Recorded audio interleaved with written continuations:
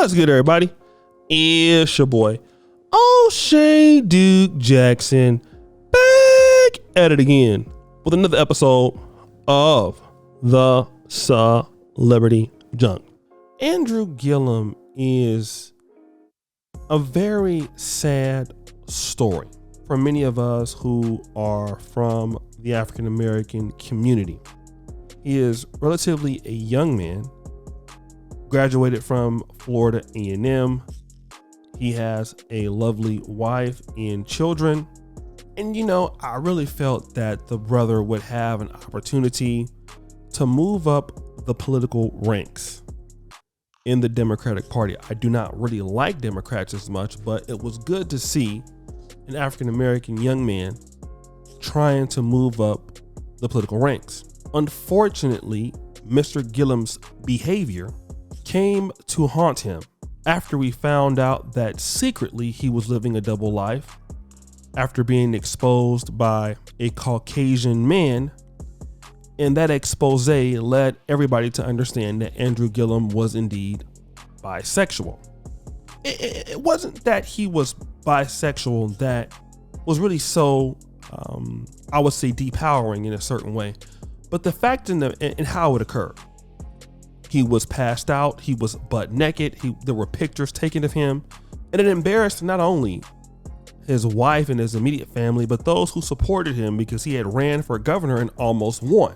But now Mr. Gillum, who we felt had went out of the public as far as scrutiny is concerned, there's other information about him that is disturbing.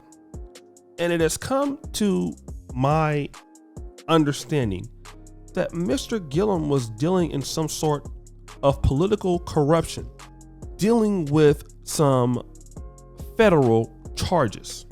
Now, the indictment alleges that he promised some city contracts in return for political contributions. This happened in between 2016 and 2019. This also includes his failed bid against incumbent Republican Governor Ron DeSantis. And his 26-page indictment unveiled Wednesday outlines these interactions by two undercover FBI agents. And not only him, Sharon Lettman-Hicks, who it seems to be his campaign manager, is also facing 19 counts in these things he is facing. And I kind of want to know all of these things, okay? Number one, why is this coming out so late? And number two, how, if this information came out in 2018 and people knew about it, then why was the succession happening after this expose with the bisexual guy? It seems to me too calculated, in my opinion. First, he's completely ridiculed by the public, embarrassed, stripped of politics forever. Then subsequently thereafter, we're seeing this. And this is what I want to talk about with our blacks who are in the political landscapes. What deals do you have to make to get to that level? Because not only do you have to, at certain levels, destroy yourself, but then you're destroying your community at the same time.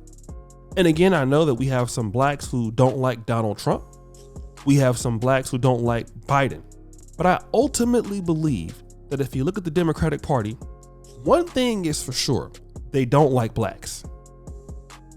I mean, that is for certain. It is for certain, just like death is for sure, and taxes will occur. Those are three things that are for certain.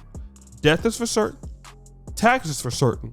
The Democrats do not like blacks.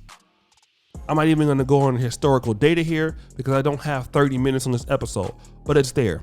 Yet what we see is black politicians risking their lives, usually in black cities that are poorly run, indulging in political alleged corruption campaigns. We've seen it, Shaka Fatah in Philadelphia. We've seen it numerous times in Detroit.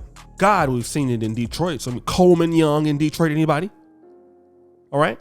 We've seen it so many times in black cities that it's a shame. Little Rock, Memphis, Your most performing cities or districts in Black America are run by these people. These people who are really the scapegoats of the party, blacks who are gathering these people on the behalf of liberals. And then if something happens, you get caught up in the destruction too. At what point will blacks learn that these people are not going to help us? Number one. Number two, our goals and objectives have to be more focused on us solving our problems outside of the political landscape. What do I mean when I say that? Yes, you need votes. Yes, you need votes at the political level and at the federal level. I am not disputing that. What I am saying is, too many times as African Americans, we rely on Democrats to solve our problems instead of us solving our problems, instead of the entrepreneurial class solving the problems, instead of talking to people in each local community to see what they need to create the resources to make things better. We as a group of people do not do that. And we get caught up so often into the liberals, into conservatives, into Trump, into Biden. And while our energy is being put there, we have nothing.